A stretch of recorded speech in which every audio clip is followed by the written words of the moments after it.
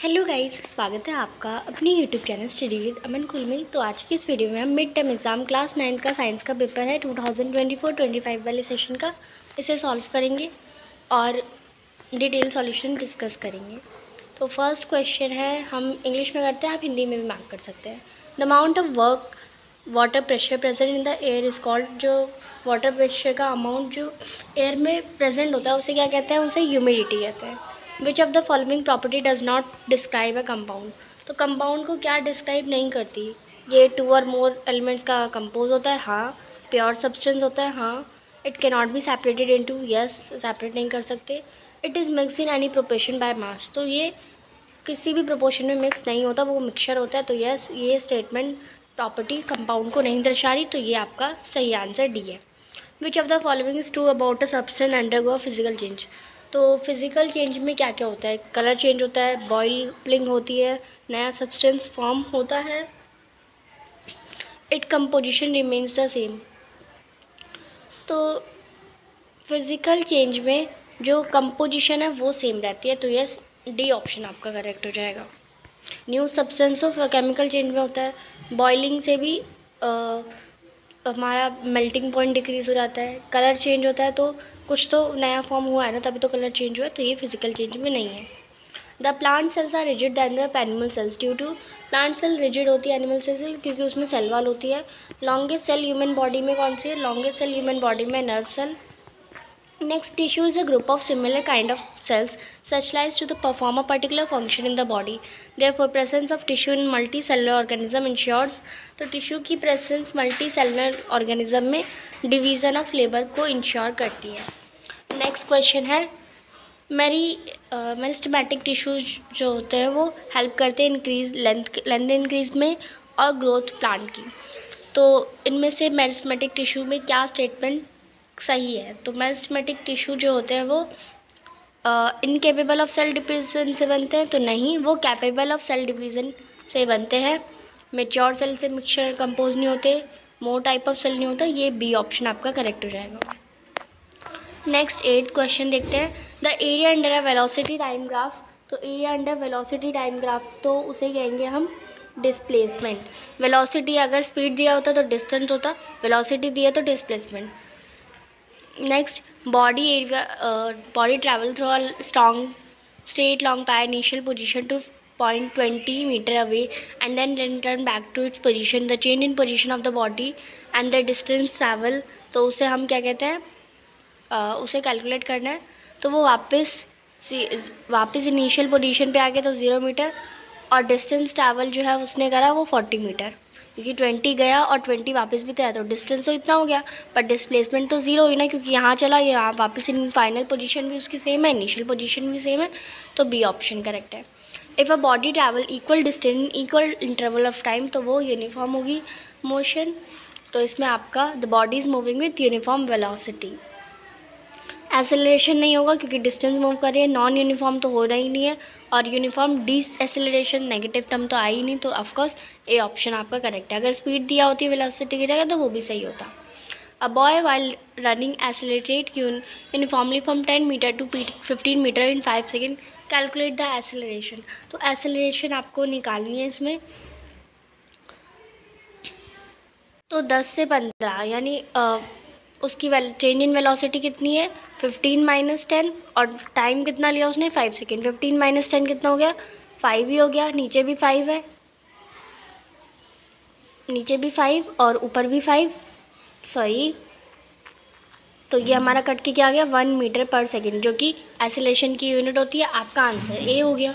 Next question number 12 है, the inertia of an object tends to cause the because of to resist any change in the state of or motion. यानी कोई body rest पे तो rest पे रहेगी, motion में तो motion में रहेगी, ये इनर्शिया ऑफ ऑब्जेक्ट कहलाता है।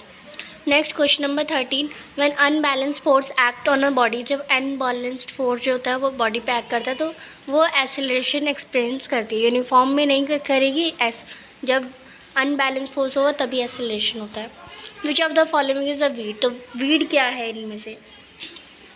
सडन ग्रास नहीं है, कॉपिया नहीं है, लिंसिड नहीं होती, तो सीड होता है। पार्थेनियम बिकॉज ये सब तो नहीं है, तो हमें पता है तो यही होगा ऑफकोर्स। अगर आपने नहीं पढ़ा तो ऐसे एलिमिनेशन टेक्निक भी यूज़ कर सकते हैं।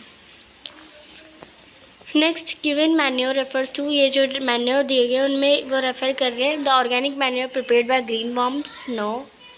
The manure use by the small green plants, नहीं। The plant grow and mulched by pulsing before the sowing the crop, yes. 15 is the correct answer, C आपका ऑप्शन करेक्ट है। Fish is an important aquatic food which is rich in protein, yes. The act of capturing, preservation and utilisation of fishes is called fish culture. तो आपको बताना है choose the one which does not describe benefit of fish culture. तो fish culture के benefit को क्या नहीं describe कर रहा है। A large number of fishes are raised in small area, तो ये तो फिश कल्चर हो। जैसे सेरीकल्चर होता है जिसमें सिल्क को हम बनाते हैं ना, बटरफ्लाई से निकालते हैं और फिर उसे डाई करते हैं, ऐसे फिश कल्चर में क्या करते हैं, फ़िश को पालते हैं, उसे एज अ फूड के लिए यूज़ करते हैं। वैसे ही economically important desired fish made available, तो यस ये भी होगा फिश कल्चर में। There is more mortality in the younger stages of the fish, तो यंगर स्टेजेस में ही मतलब आप समझ लो कि आप बचपन से ही बच्चे पैदा करने लगो, तो ये तो नहीं है ना कोई सेंस बात का। तो yes younger stages of fishes में मोर्टालिटी रेट नहीं होता, तो यस सी ऑप्शन करेक्ट है, क्योंकि इसमें डज नॉट डिस्क्राइब बताया गया था benefit of fish culture. Next 70 से 20 तक के क्वेश्चन में हमें असर्शन रीज़न के क्वेश्चन दे रहे हैं। असर्शन दे रखा है वेलोसिटी टाइम ग्राफ जो है वो particularly non uniform motion along a straight path is line parallel to the time axis, yes time के पैरेलल होता है, यस ये एकदम स्टेटमेंट सही है। In uniform motion the velocity of particle increase as the square of time elapse, तो yes correct है। Assertion जो हमारा ट्रू है, बट टाइम के स्क्वायर में नहीं होता, टाइम के इन्वर्सली प्रोपोर्शन होता है, स्क्वायर के नहीं होता। जैसे लाइक यहाँ पे बोला है ना टाइम स्क्वायर के, लाइक 1/में टी स्क्वायर तो नहीं होता ना फॉर्मूले में, हमारा टी ही होता है। तो यस रीज़न गलत है, असर्शन सही है, तो यहाँ पे आपका सी ऑप्शन आ जाएगा। 18th है a quick collision between two bodies more violent than a slow collision even when the initial and the final velocities are identical. तो जब दो बॉडी एक दूसरे से टकराती है तो वो ज़्यादा वायलेंट मतलब अगर तेज़ी से टकरा रही है तो ज़्यादा तबाही मचेगी और स्लो टकराएंगे तो कम। Even the initial and final velocities are अगर सेम होगी इनिशियल और वेलोसिटी और फाइनल वेलोसिटी, बट क्विक वाली ज़्यादा तबाही मचाएगी और स्लो वाली कम। तो रीज़न इसमें दे रखा है the rate of change of momentum which determines the force is greater in the first case. तो यहाँ पे फोर्स से रिलेटेड तो कुछ है ही नहीं, हमें कोलिजन के कॉन्सेप्ट में आपको मोमेंटम को डिस्क्राइब करना था, तो यस ए ऑप्शन करेक्ट है। और ऐसा नहीं होता, जो फोर्स है वो बड़ी नहीं होगी, ऐसा कुछ नहीं होता, तो रीज़न हमारा गलत है। असर्शन रॉन्ग, रीज़न असर्शन सही है, रीज़न रॉन्ग है, आपका ऑप्शन सी हो जाएगा। Next, when a beam of light is pass through a colloidal solution placed in dark the place of light beam become visible, तो यस ये तो होता है। Light get scattered by colloidal particles, तो नहीं, ये तो हमारा टिंडल इफेक्ट से होता है, तो रीज़न गलत है, असर्शन सही है, सी ऑप्शन आपका करेक्ट हो जाएगा। नेक्स्ट क्वेश्चन है question number 20 all non living things compose of cells, so सारी नॉन लिविंग थिंग्स सेल से कंपोज होती हैं, तो नहीं, cell is the basic unit of living life, तो यस ये सही है। असर्शन गलत है, रीज़न रॉन्ग है, डी ऑप्शन आपका करेक्ट है। Next, why does mitochondria have largely folded inner membrane, तो इसका आंसर करते हैं, तो इसका आंसर लिखेंगे the inner membrane of mitochondria is folded to increase the surface area, this fold called cristae allow for more space for the reaction of cellular respiration to occur. More surface area equates to more space for those processing, allowing the cell produce more energy in the form of ATP. Next question है liquids and gas can be composed but it difficult to compress solids. Why? तो liquid और gas को compress कर सकते हैं क्योंकि उनमें जो space होता है वो ज़्यादा होता है, but solids में space नहीं होता, तो वही आपको reason लिखना है, then answer करते हैं। आप लिखेंगे because the interparticular space present in gas and interparticular space in liquid is very large and hence they are compressible, but in case of solid and liquid इसमें क्वेश्चन में दे रखा है तो आप लिक्विड ऊपर लिखेंगे, but in case of solid particles are close other hence not compressed, ये आप आंसर में लिखेंगे। नेक्स्ट क्वेश्चन नंबर 23 है, why do people perspire a lot of hot humid day. तो वो पसीने क्यों आते हैं ह्यूमिड डे पे। और अथवा में क्वेश्चन है, balloon when kept in sun burst after some time. अगर एक बलून को हम सन के मतलब सूरज धूप में रख देंगे तो वो फट जाएगा, क्यों। तो दोनों का रीज़न और आंसर करते हैं हम। तो हॉट ह्यूमिड डेज में स्वेटिंग जो होती है वो हाई बॉडी टेम्परेचर से होती है। Since the air our body already contain water in the high amount of humidity that the sweat does not evaporate, we feel we are perspiring a lot.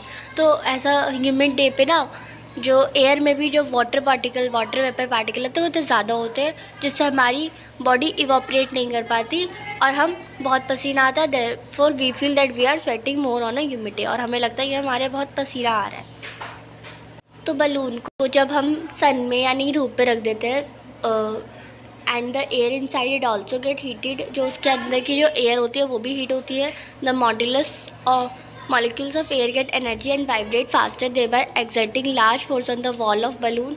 Due to expansion of gas the balloon burst। यानी जो उसके अंदर की जो heat होती है, अंदर की जो गैस होती है वो भी हीट होती है और जिसके एक्सपेंशन से जो बलून है वो फट जाता है। नेक्स्ट क्वेश्चन देखते हैं। नेक्स्ट क्वेश्चन है, कोई दो प्रॉपर्टी बताइए कोलोइडल सॉल्यूशन की। तो ये हेट्रोजीनियस मिक्सचर बनाता है या होता है, हेट्रोजीनियस मिक्सचर होता है और टिंडल इफ़ेक्ट शो करता है। तो ये आप लिख सकते हैं, टिंडल इफ़ेक्ट शो करता है, shows Tyndall effect. Next question है question number 25, an object moves on a circular path of radius r, calculate the distance and displacement when it completes a half revolution. Why is the motion in a circle will constant speed called accelerated motion। और अथवा में question दिया है, under what condition magnitude of the average velocity of an object equal to its average speed, और what does the path of an object look like when it's in uniform motion। तो इसका answer करते हैं। तो first part में तो radius are they रखी है, जब हाफ साइकिल कंप्लीट करेगा तो सर्कमफ्रेंस जो होता है 2πr होता है अपॉन में 2। ये ऐसे करेंगे तो आंसर आपका πr हो जाएगा। और डिस्प्लेसमेंट क्या होता है, डिस्प्लेसमेंट होता है डायमीटर ऑफ हेमिस्फेयर और सर्कुलर पाथ, यानी ये सर्कुलर पाथ हो गया और उसका डायमीटर, ये हाफ साइकिल होगी तो ये आर हो गया। और हमें रेडियस भी दे रखी है आर, क्योंकि डायमीटर तो हमें आर ही दे रखा है, आर प्लस आर हमारा 2r, आंसर 2r हो जाएगा। सर्कुलर मोशन में speed of the body is constant but velocity change होती है क्योंकि उसकी डायरेक्शन चेंज होती है, तो ये एक्सेलरेटेड मोशन कहलाता है। अथवा में दे रखा है, जब टोटल डिस्टेंस ट्रैवल कर जाता है ऑब्जेक्ट का इक्वल, जो टोटल डिस्टेंस ट्रैवल होता है वो डिस्प्लेसमेंट के इक्वल होता है। The magnitude of average velocity equal हो जाती है एवरेज स्पीड के। जो एवरेज स्पीड है वो total distance upon total time होता है और average velocity total displacement upon total time होता है। और डिस्प्लेसमेंट और डिस्टेंस सेम हो गया तो आपका एवरेज वेलोसिटी एवरेज स्पीड के इक्वल हो जाती है। स्ट्रेट लाइन सेकेंड का आंसर है। नेक्स्ट क्वेश्चन देखते हैं। नेक्स्ट हमारा क्वेश्चन है, what is the momentum of a body mass 200 gram moving with a velocity of 15 metre per second. तो मोमेंटम हमें दे रखा है मास 200 ग्राम, तो इसे हम किलो में चेंज कर देते हैं 0.2 kg हो जाएगा। और मास हमें ये दे रखा है, वेलोसिटी हमें 15 मीटर पर सेकेंड दे रखी है। तो हमें क्या निकालना है, हमें मोमेंटम निकालना है। तो मोमेंटम का फॉर्मूला होता है P = mv, यानी मास इंटू वेलोसिटी। मास हमारा 0.2 दे रखा है, वेलोसिटी हमारी 15 दे रखी है, मल्टीप्लाई करेंगे 3 kg पर मीटर सेकेंड हमारा जो है आंसर आ जाएगा, जो कि मोमेंटम है। Next question number section C का है 27, list any 3 management practice while designing a shelter for cattle. तो 3 मैनेजमेंट प्रैक्टिस बताना जब आप किसी कैटल के लिए शेल्टर बनाओ, तो उसका आंसर करते हैं। तो शेल्टर जो है वो वेंटिलेटेड होना चाहिए, edge of the shelter should slope downward to prevent leakage, और स्लोप टाइप की बननी चाहिए जिससे जो लीकेज ना हो। जैसे लाइक ऐसे बनाएंगे ना तो पानी ऐसे बह जाएगा ना, लीकेज नहीं होगी। Shelter should be have proper drainage system to maintain हाइनेज, और ड्रेनेज सिस्टम होना चाहिए। नेक्स्ट क्वेश्चन देखते हैं। नेक्स्ट क्वेश्चन है, to take a saturated solution 36 gram हमने सोडियम क्लोराइड लिया है जो कि 100 ग्राम ऑफ वाटर पे डिसॉल्व हुई है। 290 आपको कंसनट्रेशन निकालनी है। तो हमें सॉल्यूट जो दे रखा है वो 36 ग्राम दे रखा है और सॉल्वेंट हमें 100 ग्राम दे रखा है। तो सॉल्यूशन कितना हो जाएगा, 136 ग्राम हो जाएगा। फॉर्मूला होता है कंसनट्रेशन का मास ऑफ सॉल्यूट और अपॉन में मास ऑफ सॉल्यूशन। यहाँ पे सॉल्यूशन होता है और यहाँ पे सॉल्यूट होता है। तो सॉल्यूट का मास 36 है और सॉल्यूशन का मास 136 है। इंटू 100 करेंगे तो मैं यहाँ पे रफ करती हूँ, आप आंसर लिखते हैं। तो जो कंसनट्रेशन का मास हो जाएगा 36 अपॉन में 136 इंटू 100 इज इक्वल टू 26.47%। तो यही आपको कंसनट्रेशन निकालनी थी जो मैंने निकाल दी। हाइड्रोजन जो है कंबस्टिबल गैस है, ऑक्सीजन एक सपोर्टर है कंबशन का। वाटर जो है हाइड्रोजन और ऑक्सीजन दोनों ही यूज़ करता है और आग बुझाने का काम करता है। एक्सप्लेन। अब क्या बोला है, हाइड्रोजन से ना आग ईजीली लग जाती है और ऑक्सीजन जो है वो भी आग ईजी लगा लेता है, मतलब कंबशन को सपोर्ट करता है। पर पानी जो है वो आग बुझाने का काम करता है। तो ऐसा क्यों होता है, तो क्योंकि हाइड्रोजन एक अलग एलिमेंट है, ऑक्सीजन एक अलग एलिमेंट है जो कि मिक्स जब एक कंपोजिशन में मिक्स करे जाते हैं तो उनकी जो प्रॉपर्टीज़ होती है वो डिफरेंट शो होती है। तो यही आपको रीज़न लिखना है। हम इसका आंसर करते हैं। आप लिखेंगे hydrogen which is an element, उसकी भी ओन प्रॉपर्टीज़ होती है। जैसे हमने बताया hydrogen is highly inflammable, this is the property of hydrogen atom. Oxygen is also an element which has its own properties which are governed by its atom, as oxygen have the properties to support combustion reaction, whereas the water is a compounds have properties different from its constituent। और जब दोनों मिल जाते हैं तो compound बनाते हैं और compound की प्रॉपर्टी अलग होती है उसके कंस्टिट्यूएंट से, यानी जो जिससे वो मिलके बना है। The constituent can not retain their own property when combined. और जब उन दोनों को कंबाइन कर जाता है तो वो अपनी खुद की प्रॉपर्टी शो नहीं कर पाते, दोनों को मिक्स करने के बाद जो प्रॉपर्टी होती है वो शो करते हैं। नेक्स्ट क्वेश्चन है, टेंडेंस क्या करता है। तो टेंडेंस जो होता है वो बोन्स को मसल से कनेक्ट करने में, कार्टिलेज एक इंटरनल ऑर्गन है जो कि बहुत हार्ड होता है, एंड लिगामेंट भी जॉइंट में यूज़ होता है। तो इसका हम आंसर करते हैं। तो आप लिखेंगे टेंडेंस जो है connect muscles to bone, cartilage protect internal organ of the body और स्ट्रक्चरल सपोर्ट, लिगामेंट होल्ड करने में और थिंग्स को प्लेस पे रखने में हेल्प करता है। नेक्स्ट क्वेश्चन है, एक रिलेशनशिप ऑब्टेन करिए। Distance travel an object with uniform acceleration interval आपको 4th और 5th सेकेंड लिखना है। तो इसका आंसर करते हैं। तो इक्वेशन ऑफ मोशन हम डिस्टेंस निकालना है तो डिस्टेंस वाली लेंगे, S equal to ut plus half AT square. 5 second में वाला लेंगे तो टाइम हमने 5 पर डालते हैं, 5 का स्क्वायर। तो ये हमारा इक्वेशन आ गया, u5 आ गया और हाफ की जगह 5 का स्क्वायर 25/2 a, ये हमारा a आ गया। ऐसे ही 4 सेकेंड के लिए 4u 16/2 a आ गया। अब इन दोनों को कंबाइन कर देंगे। तो हमें माइनस करना था तो s माइनस एस डैश करेंगे तो u plus 9/2 a into m आपका आंसर आ जाएगा। नेक्स्ट क्वेश्चन देखते हैं। नेक्स्ट क्वेश्चन है, बॉडी जिसका मास 5 kg है, या यहीं पे लिखा है तो हम इसे अंडरलाइन कर लेते हैं। और 32 मीटर इंक्लाइन टाइम हमें 4 सेकेंड दे रखा है, डिस्टेंस हमें 32 मीटर दे रखा है। आपको फोर्स बताना है। तो फोर्स निकालने के लिए पहले फोर्स का फॉर्मूला क्या होता है, F=ma। तो एक्सेलरेशन निकालनी होगी।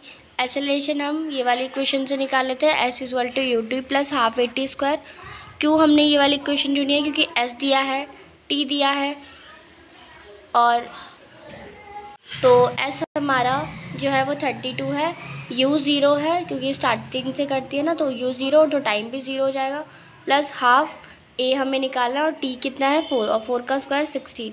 तो ये 2 उधर मल्टीप्लाई में जाएगा 64 हो जाएगा और 16 डिवाइड में जाएगा तो ये कट जाएगा हमारा 4 से।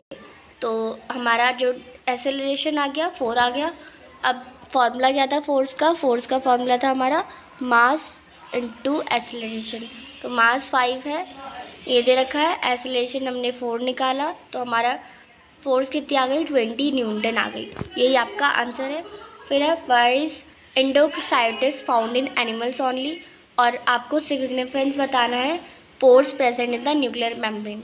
और 33 में भी देख लेते हैं, आपको एलिमेंट और कंपाउंड के कोई 3 पॉइंट्स बताने हैं, डिफ्रेंशिएट करना है। तो इसका आंसर करते हैं।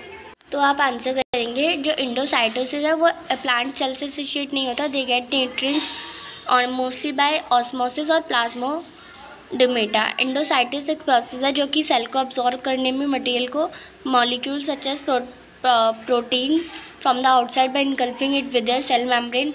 Since plant cell have a cell wall covering around their cell membrane, endocytosis जो पॉसिबल नहीं है, पर एनिमल सेल में ये पॉसिबल है क्योंकि they are large pore molecules and thus can not pass through plasma membrane. तो ये आप आंसर करेंगे। सेकेंड पार्ट में जो है regulating transport of molecules between the nucleus and cytoplasm, creating a selective permeable and nuclear permeable, maintaining the structural integrity of nuclear envelope, और allow करता है passage of nucleic acid, protein and other materials. तो ये answer कर लेंगे। Next में 3 point लिखने the elements और कंपाउंड को डिफरेंशिएट करने में। तो एलिमेंट सिर्फ एक ही टाइप ऑफ एटम से बना होता है, पर कंपाउंड 2 और डिफरेंट टाइप ऑफ एटम से बना होता है। इसे केमिकली ब्रोक नहीं करा जा सकता सिमिलर सब्सटेंस से, पर कंपाउंड्स को हम जब एलिमेंट्स फॉर्म होते हैं तो केमिकली जॉइंट होते हैं एक फिक्स प्रोपोर्शन में। तो ये आप लिखेंगे। थर्ड पॉइंट में एलिमेंट्स जो होती है उनकी यूनिक प्रॉपर्टी होती है, जैसे conductivity, force of attraction, melting point, boiling point. पर कंपाउंड्स में केमिकल प्रॉपर्टीज़ नहीं होती एलिमेंट्स की। जब वो सम अप हो जाते हैं तो वो जो केमिकल प्रॉपर्टीज़ दिखाते हैं दोनों मिलके या तीनों जितने भी एलिमेंट्स मिलके, वो आपका केमिकल प्रॉपर्टी शो होता है। नेक्स्ट क्वेश्चन है आपको, A car requires velocity of 54 km/h in 10 seconds. Just after the start, it takes 20 seconds to stop. And find the ratio of acceleration and retardation in this case. और आपको second part में differentiate करना है distance और displacement 2 points में। फिर अथवा में ये भी दे रखा है, car travels at the speed of 40 km/h for 2 seconds and then 60 km/h for 3 seconds. Average speed of car during the entire journey. और एक आर्टिफिशियल सैटेलाइट को मूव करते हैं हम सर्कुलर ऑर्बिट में, तो उसकी रेडियस 42250 किलोमीटर आती है। आपको इसकी स्पीड कैलकुलेट करनी है अगर 24 घंटे लेता है पूरे अर्थ को राउंड चक्कर लगाने में। तो उसका आंसर करते हैं। तो इनिशियल वेलोसिटी हमें 0 दे रखी है, फाइनल वेलोसिटी 54 km/h। तो ये 54 डिवाइड बाई 24 हो जाएगा, 15 आ जाएगा। टाइम हमारा 10 सेकेंड और एक्सेलरेशन ए दे रखी है। तो इक्वेशन ऑफ मोशन हम v = u+at यूज़ करेंगे। तो ये आपका एक्सेलरेशन 1.5 मीटर/सेकेंड स्क्वायर आ जाएगा। इनिशियल वेलोसिटी 15, फाइनल अब 0 है, तो एक्सेलरेशन निकालना है हमें। टाइम हमारा 20 सेकेंड है, तो इक्वेशन ऑफ मोशन यूज़ करेंगे।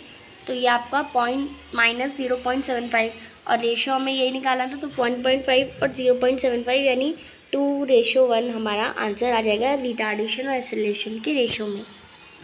नेक्स्ट डिस्टेंस और डिस्प्लेसमेंट में डिफ्रेंशिएट करना है आपको।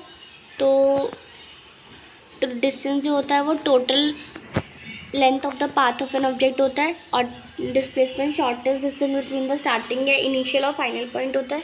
और ये कंप्लीट इन्फॉर्मेशन पाथ का बताता है, पर ये कंप्लीट इन्फॉर्मेशन पाथ का नहीं बताता है, क्योंकि अगर इनिशियल फाइनल पोजीशन सेम होगी तो हमें डिस्टेंस नहीं पता चलेगा, वो तो 0 ही हो जाएगा। और पॉजिटिव वैल्यू देता है, ये पॉजिटिव भी देता है, 0 भी दे सकता है और नेगेटिव भी दे सकता है। तो यस, ये आपका आंसर हो जाएगा। नेक्स्ट अथवा में देखते हैं। तो हमें पता है स्पीड जो होता है डिस्टेंस अपॉन में टाइम होता है। डिस्टेंस हमें पहले 40 करा, फिर 60 करा 2 घंटे में। तो 2 × 40 + 60 × 30 करेंगे तो 80 + 180 1/260 आ जाएगा। टाइम ट्रैवल 3 घंटे में हमारा डिस्टेंस हमने आपको पता है टाइम इंटू स्पीड को करके प्लस में टाइम इंटू स्पीड को करके डिस्टेंस निकाल लिया। टाइम ट्रैवल टोटल 50 निकाल लिया। एवरेज स्पीड निकालनी थी, 260/5 करा, 52 km/h आपका आंसर आ गया। नेक्स्ट हमें पता है we know that from any body total distance covered is equal to the circumference of this circular track. Circumference of circular track हमें दे रखा है 2πr होता है। तो 2πr, 2 पाई की वैल्यू और r की वैल्यू डाली, हमारा आंसर ये आ गया। स्पीड डिस्टेंस क्या होता है, स्पीड इंटू टाइम। स्पीड निकाल ली, ये हमने निकाली थी, और टाइम हमने 24 सॉरी डिस्टेंस हमें निकालना है ना, हमें स्पीड निकालनी है, डिस्टेंस हमें दे रखा है, तो डिस्टेंस हमें अभी निकाला 265,330 और टाइम हमारा 24 आवर्स। तो ये आपका आंसर 307094। वैसे तो ये आंसर आया, बट किलोमीटर आवर को हमें मीटर पर सेकेंड में भी चेंज करना था, तो ये आपका करेक्ट आंसर होगा। नेक्स्ट क्वेश्चन हम देखते हैं अब। Naphthalene balls disappear with time without leaving any solid. तो इसका रीज़न क्या होता है? सब्लिमेशन प्रोसेस होगी, क्योंकि वो डायरेक्ट सॉलिड से लिक्विड में चेंज हो जाती है। We can get smell of perfume sitting several metres away. तो ये प्रोसेस क्या कहलाती है? डिफ्यूज़न कहलाती है। Next, an iron almirah is solid at room temperature, क्योंकि इंटरमोलिकुलर फोर्स की वजह से, तो आप लिखेंगे intermolecular force of attraction. Intermolecular force of attraction, ये आप पूरा लिखेंगे। Conserve the following temperature to the Kelvin scale. तो 25 डिग्री है, तो प्लस में 273 डिग्री कर देंगे, तो ये हमारा हो जाएगा 5 3 8 और ये 7 5 12 और ये हो जाएगा 298 केल्विन। और 373 डिग्री को करेंगे तो 373 में हम 273 प्लस कर देंगे, तो ये आपका हो जाएगा 6 4 और 6, तो आंसर हमारा 646 केल्विन आ जाएगा। नेक्स्ट, आपको रीज़न बताना है। Water at room temperature is liquid और ice at 273 is more effective in cooling than water at same temperature. We able to sip hot tea और milk faster from a saucer rather than a cup. आपको convert करना है इन Celsius scale को, इनको Celsius scale में, तो उसका answer करते हैं। तो वाटर का रीज़न, तो वाटर का इंटरमोलिकुलर फोर्स ऑफ अट्रैक्शन जो डेफिनेट वॉल्यूम होता है वो लिखेंगे आप। वाटर का इंटरमोलिकुलर फोर्स ऑफ अट्रैक्शन होता है और वॉल्यूम डेफिनेट होता है। आइस का तो ये रीज़न होगा, latent heat of fusion. And we able to sip hot milk from saucer other than a cup. तो ये इसलिए होता है क्योंकि लार्ज एरिया से जो हीट है वो इजीली इवॉपरेट हो जाती है। टेम्परेचर को सेल्सियस स्केल में करना, तो 293 माइनस 273 करेंगे तो ये हमारा 20 डिग्री आ जाएगा। 470 माइनस 273 करेंगे तो ये हमारा, तो आंसर ये तो 20 डिग्री सेल्सियस हो जाएगा। माइनस 270 करेंगे, 273 माइनस करेंगे तो ये 197 जो है डिग्री सेल्सियस आ जाएगा answer. Name the two structure found in animal cell but not in plant cell. What would happen to a cell life it does not have a Golgi apparatus. अगर cell life में क्या होगा जब Golgi apparatus नहीं होगा? If you are provided with some vegetable to cook, you generally add salt in to the vegetables. After adding salt vegetable release water. क्यों release करते हैं बताना है। Name a cell organelle which is not membranous. एक membranous बायोकंटीन्यूअस क्या होता है? How is plasma membrane forming during this process? How is bacterial cell different from onion peel? तो तीनों छः की छः क्वेश्चन यानी आसफा में है ना, तो उसका आंसर करते हैं हम। तो फर्स्ट का तो आंसर सेंट्रोसोम और लाइसोसोम हो जाएगा। Cell would not be able to see secrete protein. अगर गोल्गी अपैरेटस नहीं होगा तो उसमें वो प्रोटीन और लिपिड्स और सेल डाइड हो जाएगी अल्टीमेटली। एक्समोसिस प्रोसेस होगा, वाटर फ्लो होगा, मतलब अगर सॉल्ट ऐड करेंगे तो वाटर फ्लो करता है आउटसाइड द वेजिटेबल्स, तो इस प्रोसेस को एक्स ऑस्मोसिस कहते हैं। नेक्स्ट, फर्स्ट सेकंड अथवा वाले पार्ट में फर्स्ट का राइबोसोम या सेंट्रिकोल्स होगा। मेम्ब्रेन बायोजेनेसिस एक ऐसी प्रोसेस है जिसमें बायोलॉजिकल मेम्ब्रेन का फॉर्मेशन होता है। ये इसलिए अगर होती है क्योंकि synthesis of cell membrane using protein and lipids होगा। देन सी पार्ट में बैक्टीरियल सेल प्रिमिटिव सेल इसलिए कहते हैं कि प्रिमिटिव सेल होती है इसलिए उसे प्रोकैरियोटिक सेल कहते हैं। They do not possess membrane bound organelles as mitochondria lysosome. They also do not have well defined membrane bound molecules. Onion peel जो होता है वो ईकैरियोटिक सेल होता है विच वेल डिफाइंड मेम्ब्रेन और न्यूक्लियस होता है। Membrane bound organelles like mitochondria भी होते हैं उसमें, बट बैक्टीरियल सेल यानी प्रोकैरियोटिक सेल्स में नहीं होते। नेक्स्ट क्वेश्चन देखते हैं। नेक्स्ट क्वेश्चन सेक्शन ई का है जिसमें आपको पैसेज को पढ़ के आंसर करना है, तो हम डायरेक्ट करते हैं। What happens when an inflated air balloon is packed with a pin? Name the property of gases state exhibited by this observation, तो वो डिफ्यूज़न होगी। What happen to the rate of diffusion if the temperature is increased, तो rate of diffusion भी अगर temperature increase करेंगे तो increase ही होगा, तो ये मैंने इंक्रीज़ का साइन बना दिया।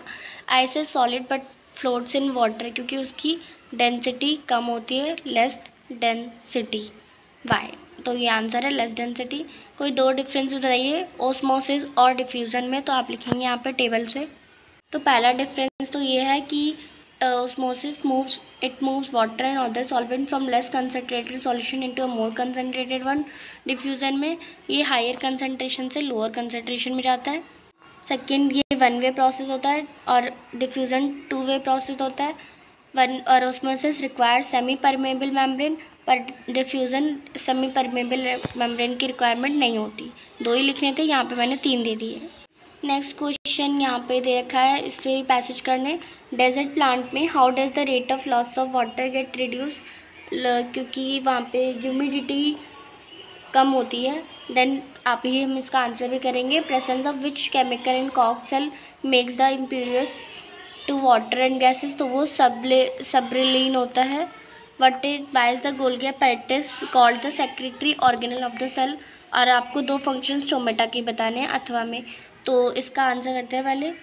तो फर्स्ट का तो presence of waxy cuticle prevent water loss, B में सब्रीन हो रहा है, मैंने एल लगा दिया था गलती से, सब्रीन होता है। एंड ये इसलिए होता है, this is because in help transporting protein with in outside the cell, it can be either be transported from inside to outside with in the cell origin, और it is mainly use for the transportation of outside the cell. Next question है, name the factor on which inertia of the body depends, तो वो मास पे depend होती है।